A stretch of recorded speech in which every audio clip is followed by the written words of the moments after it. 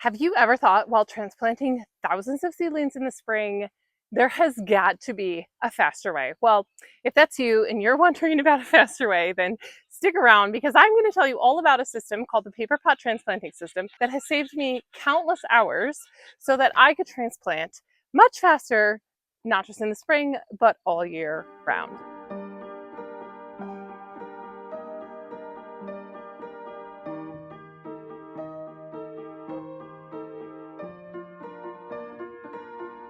Let's dive right in. So picture this. 2 years ago, I was pregnant all summer with my fifth child. Every single week for 18 weeks, I transplanted on my hands and knees by hand about 1,000 sunflowers for 18 weeks, 750-ish. So over 10,000 sunflowers over the course of the season. So there I was every single Wednesday with my 5 and 6-year-old at the time outside, pulling every sunflower out of its plug tray, making holes and transplanting every single sunflower by sunflower, plant by plant by plant. And as I'm sitting there on my hands and knees, 6 months, 7 months pregnant with my fifth child, I was like, there has got to be a faster way. I had heard about the paper pot transplanting system, but I had never done a lot of research into it. So I started doing a lot of research, looking into different things. I looked into direct seeding and direct seeders, and then I looked into transplanters. What used to take 3 people an hour and a half to transplant 750 sunflowers now takes 1, sometimes 2 people, kind of depending on the soil, about 20 minutes. What was the solutions? I researched something called a jang seeder, which is a direct seeder, meaning it would take seeds and plant them into the ground. And then I also looked into something called a paper pot transplanter, which would actually plant the actual plugs into the ground. After a lot of research, I decided on the paper pot transplanter, which honestly, the jang seeder is pretty expensive. Not quite as expensive as the paper pot transplanter, but it's still actually very expensive. So it wasn't like, oh, the one was so much cheaper than the other. So in this video, I'm going to explain all about how the paper pot transplanter system works, how to use it, and then overcoming some challenges about using it and a little bit of the learning curve that goes into it. So first of all, what is it? It is a non-mechanized, meaning there's no electric, there's no gears, there's no electric parts to it. It's a hand tool. It is a system that uses a grid or a honeycomb grid of paper that goes into chains, and then you put it into this transplanter and you pull it, and it pulls the paper pots out in their little chains and directly furrows them into the ground and in theory covers them back up. So you plant the seeds into this tray of this honeycomb paper system, and then they germinate normally, inside under heat mats on your germination chamber, however you do that. And then you put this tray into this hand transplanter and then pull it along in the soil, in the ground, and then your little transplants are put into the ground in these little chains using a single chain. And in theory, it covers the plants at the same time. This takes us minutes to transplant 264 plugs, like 1.5 minutes.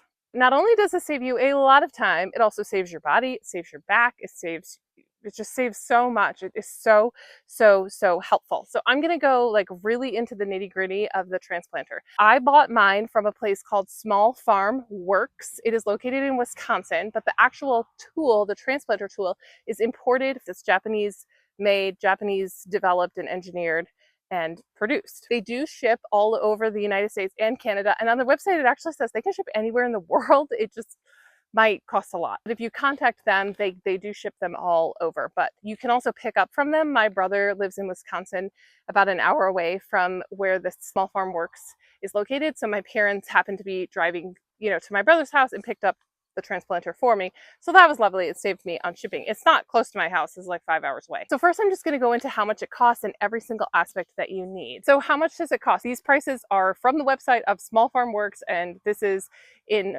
July of 2025. So that's what these prices are based on. So first of all, the transplanter itself costs $699. The spreader bars and the opening frame is something that you have to plant them. That costs $75. Trays, there's 10 trays in a pack, and that's $39 for 10 trays. And then you have to buy the paper pot chains, and I buy them by the case. There's 75 in a case, and the 4-inch ones cost $345 for 75 paper pot chains. So that costs $4.60 per paper pot chain. So it's not necessarily cheap but it saves you so much time, it's worth it. And then you can buy a dibbler, which you don't need, but I did buy, I think he had a used one and I got it a little cheaper and I was like, okay, I guess I'll buy that.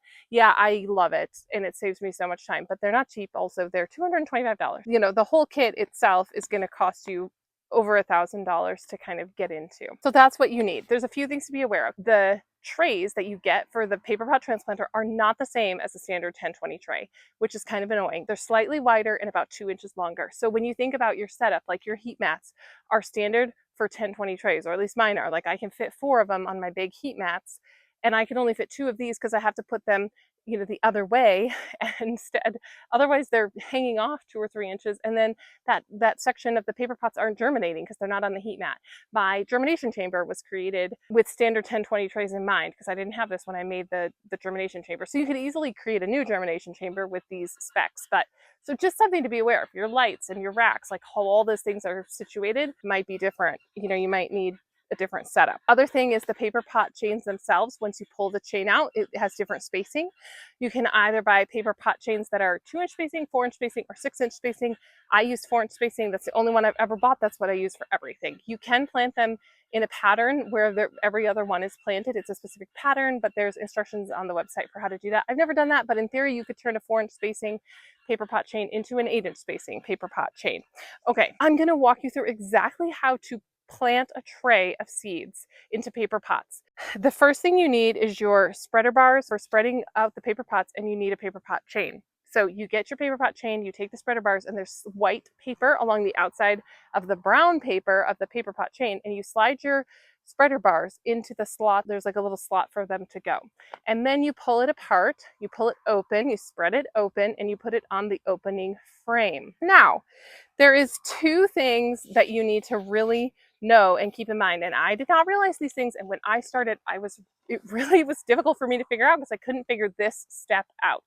So the 2 things are, there are words on every paper pot chain. There's a white edging and it has words on it, and it also has arrows. There are arrows that point down and there's words. So you look at the words, and as long as the words are correct and not upside down, when you put it onto the opening frame, that's what you need. You need the words to be, you know, in the correct orientation for reading, and the arrows pointing down, like they're pointing down, and you need them to face the table. So that's one thing, is that you want your words pointing down. The second thing is that I was trying to put the white paper onto the notches of the opening frame. That is not what you want. It will not work that way. And I couldn't figure that out for the longest time.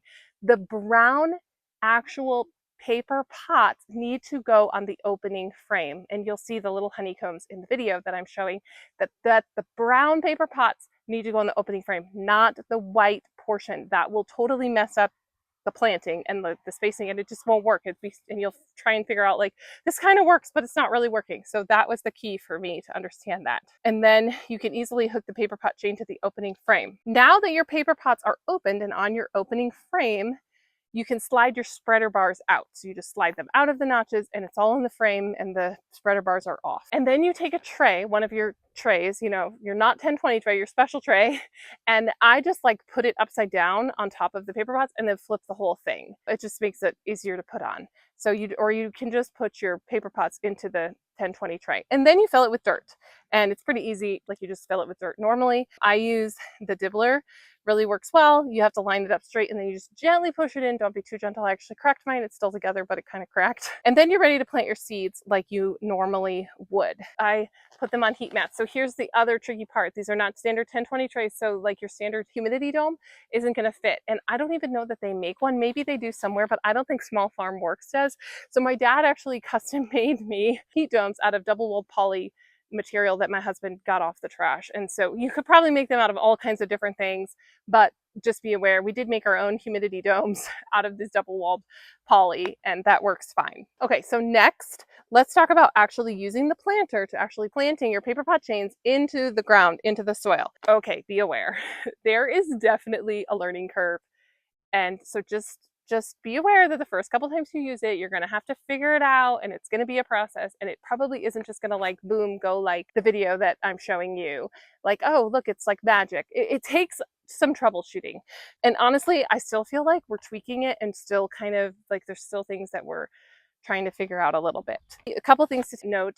We have clay-ish soil, kind of clay-like soil. We do not have sandy soil. Actually, I think it would work fine in sandy soil. What I don't think it would work well in is really rocky soil.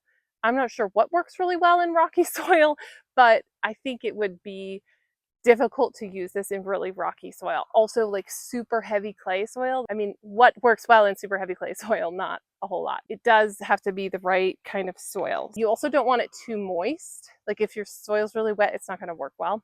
And actually, if your soil's super dry, it might not work well either. It does help to have a smooth planting bed, like you till it really lightly, like really shallowly, if possible. If you have a tilter, we don't, we just have a tiller, like a walk behind tiller. So we just try to till it very shallowly, and then we usually rake it to rake it flat. And so it does help to have a flat surface and then kind of rake away any debris before you do it. After you prep your bed, normally you simply take your tray and you put it on the transplanter. And then you slide this metal guide like underneath the ends of the paper pots to help the chain come off to the transplanter and into the planting shaft.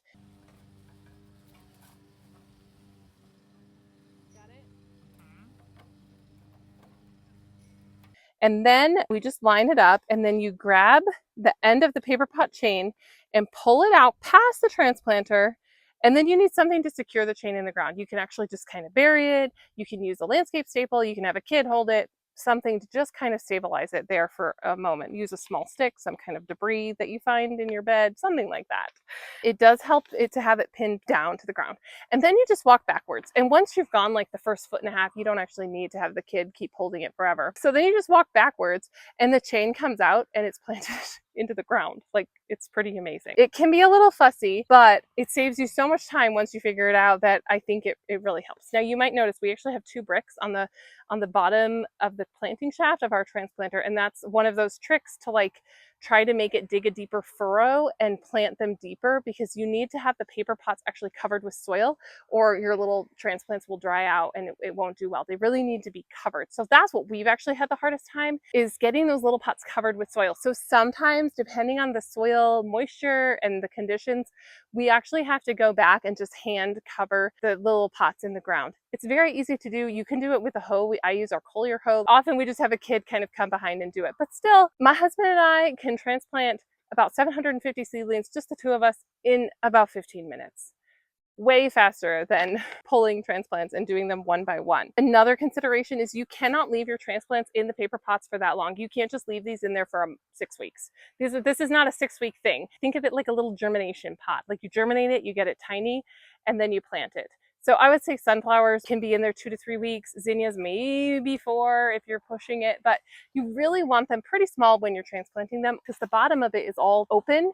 And so the roots all grow into each other, and then the paper pots can't separate from the roots, and it breaks your paper chain. Like, it's literally made out of paper. This isn't strong, super strong. So then you're going to be like starting and stopping and starting and stopping, and it gets a little annoying. You don't want to wait too long. Here's one idea. If you're considering this, you can actually buy just the paper chains and the spreader bars and the opening frame and plant them into the trays and germinate them and everything.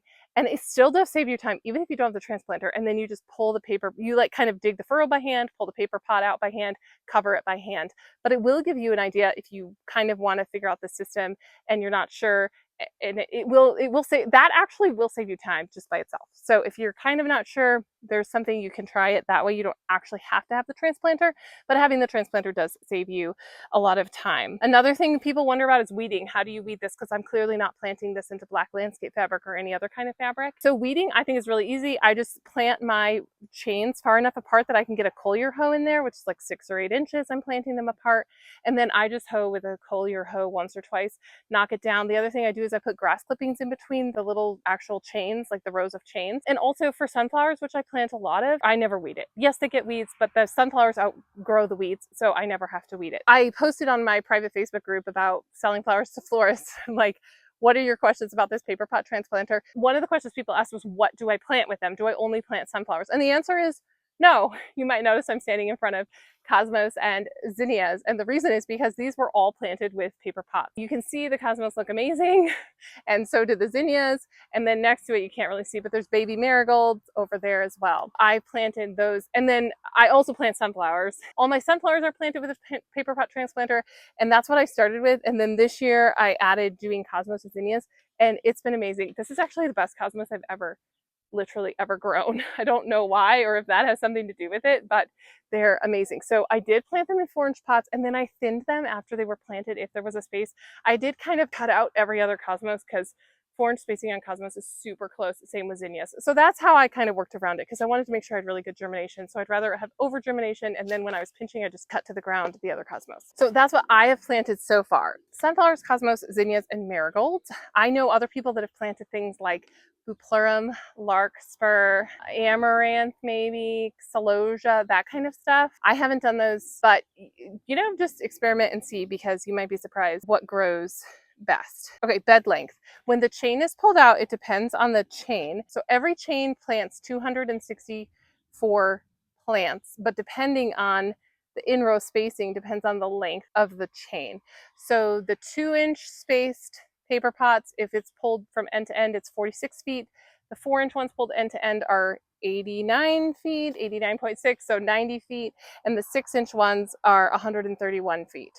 Like I said, I only plant the 4-inch spacing, and part of that is because I want to have the same bed length, kind of. So that's what I do. Another question I got was, how hard is it to plant like 20 feet of this? So it's actually not that hard. You would just go, and then at the end of 20 feet, you would just cut your chain or break your paper pot chain and then start a new row in the bed, right? So like my beds are 3 feet wide, and so I plant 4 or 5 chains per bed. Like this is a 46-foot bed because I wanted it to kind of have half the paper chain, just because it's easier for planting purposes. So you're not having like a third of a paper chain left and then your bed is full. So this is half, and then my sunflower area is 90 feet long, so the chain goes the whole 90 feet, which is essentially ideal, but you don't have to do it that way. It's not absolutely necessary that your bed be 90 feet if the chain is 90 feet. But in the back, in our main original field, those beds are 65 feet, and we still plant our sunflowers in them all the time. And so sometimes you're just, in the middle of the 65-foot bed, you're just connecting 2 chains together, which simply means that you have to stop